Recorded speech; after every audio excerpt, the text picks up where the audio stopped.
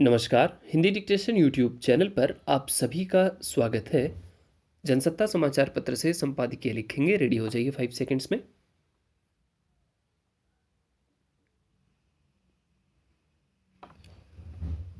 बरसों से जागरूकता अभियानों, विज्ञापनों, लेखों आदि के जरिए बाल विवाह की वजह से जीवन पर पड़ने वाले दुष्प्रभावों के बारे में बताया जा रहा है।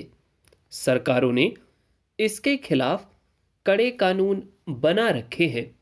प्रशासन ऐसी शादियों पर नज़र रखने का प्रयास करता है ताकि निर्धारित उम्र से पहले बच्चों का गठबंधन न होने पाए। मगर इन तमाम कोशिशों के बावजूद बहुत कम उम्र में बच्चों की शादी कर देने का चलन बंद नहीं हुआ है। अब ऐसी शादियों के खिलाफ असम सरकार ने व्यापक अभियान शुरू किया है। असम पुलिस का कहना है कि उसने ऐसे 8,000 लोगों को चिन्हित किया है जिन्होंने कम उम्र में शादी की या कराई। उनमें विवाह कराने वाले पंडित और मौलवी भी शामिल हैं। वहां की पुलिस ने इस मामले में 2044 लोगों को गिरफ्तार भी किया है। राज्य सरकार का कहना है कि ऐसे विवाहों को अवैध करार दिया जाएगा।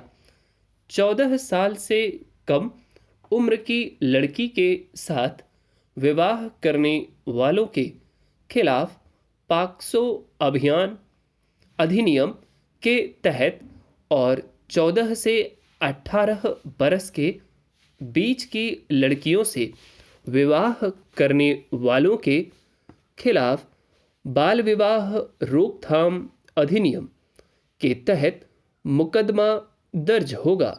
हालांकि असम सरकार की इस सख्ती से वहां के प्रभावित लोगों में नाराजगी देखी जा रही है। मगर सामाजिक बदलाव के लिए उठाए गए सरकारों के ऐसे कदम को अनुचित नहीं कहा जा सकता। बेशक देश में साक्षरता दर बढ़ी है, लड़कियों को पढ़ा लिखा कर सशक्त बनाने पर जोर है। इसका असर भी काफी देखा जा रहा है।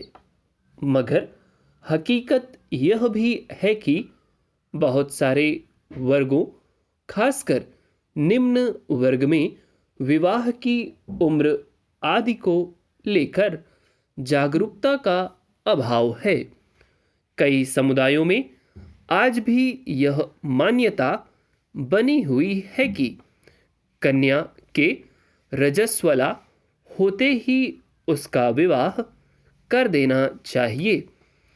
कई समाजों में तो लड़के और लड़कियों का बचपन में ही विवाह कर दिया जाता है। फिर उनके योग्य होने के बाद गौना किया जाता, यानी उन्हें साथ रहने दिया जाता है। कई समुदायों में लड़कियों की सुरक्षा के लिहाज से भी जल्दी विवाह कर दिया जाता है। वहाँ माना जाता है कि विवाह के बाद लड़की की अस्मिता पर प्रहार बंद हो जाता है। इन्हीं सब मान्यताओं और धारणाओं के चलते आज भी कम उम्र में विवाह का सिलसिला नहीं रुक पा रहा है। मध्य प्रदेश में तमाम कड़ाई के बावजूद हर साल अखा तीज के दिन बहुत सारे नाबालिगों की शादियां कर दी जाती हैं।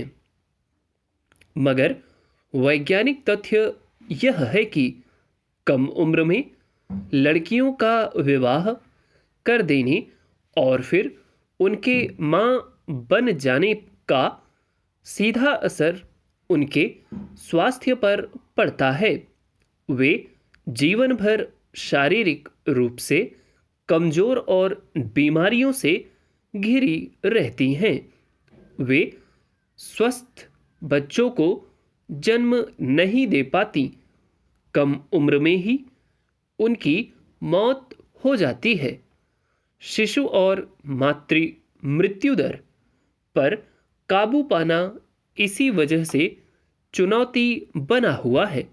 ऐसे में असम सरकार का बाल विवाह के विरुद्ध अभियान उचित ही है, मगर इस कड़ाई में उसे यह देखने की जरूरत होगी कि जिन परिवारों के एकमात्र कमाऊ सदस्य इस अभियान में गिरफ्तार होंगे, उनके परिवार का भरण पोषण कैसे चलेगा।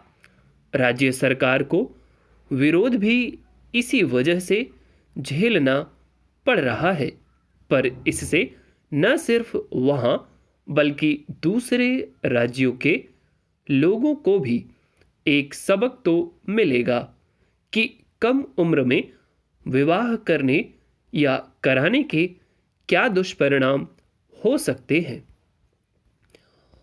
उम्मीद करता हूँ डिक्टेशन आपने बहुत अच्छा लिखा होगा। थोड़े से आपको वर्ड्स इसमें नए मिले होंगे। एक तो जैसे पॉक्सो अधिनियम, यहाँ पर मैंने अधिनियम के वजह कोई एक दूसरा टर्म बोला था, फिर अधिनियम बोला था, तो इसको आप लोग थोड़ा सा करेक्ट कीजिएगा। ठीक, पॉक्सो अधिनियम।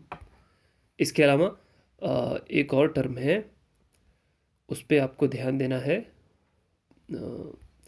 बाल विवाह अधिनियम या कुछ ऐसे करके था, बाल विवाह रोकथाम अधिनियम। ठीक, इस पे आपको ध्यान देना है। और इसके अलावा और क्या हो सकता है इस पर डिक्टेशन में, जैसे अभियानों, विज्ञापनों, ठीक है, प्रशासन और मौलवी पंडित, और इसके अलावा अनुचित, ठीक, जागरूकता, लड़का लड़की और लड़कियों लड़कों, कमाऊ, ठीक है। इस तरह के वर्ड्स आपको थोड़े प्रैक्टिस में ज़्यादा रहने चाहिए। क्यों? क्योंकि ये हर डिक्टेशन में आपको मिल जाएंगे। ठीक, बस इन्हीं सब बातों के साथ वीडियो यदि आपको अच्छा लगा है, आपने लिखा है तो सब कुछ अच्छा है तो प्लीज़ लाइक करिए, और हाँ, चैनल पे नए हैं तो प्लीज़ सब्सक्राइब अवश्य कर लें। ठीक, इसके अलावा जिन लोगों का डिक्टेशन छूट जाता है वो परेशान ना हो, वो उसको क्या करें, दोबारा लिखा करें, या फिर भी ना लिख पाए तो स्पीड डाउन कर लिया करें। ठीक है, यूट्यूब की मदद से किसी भी मैटर में उसकी एक्चुअल स्पीड जो रहती है वो हमेशा डिस्क्रिप्शन बॉक्स में आपको मिल जाएगी।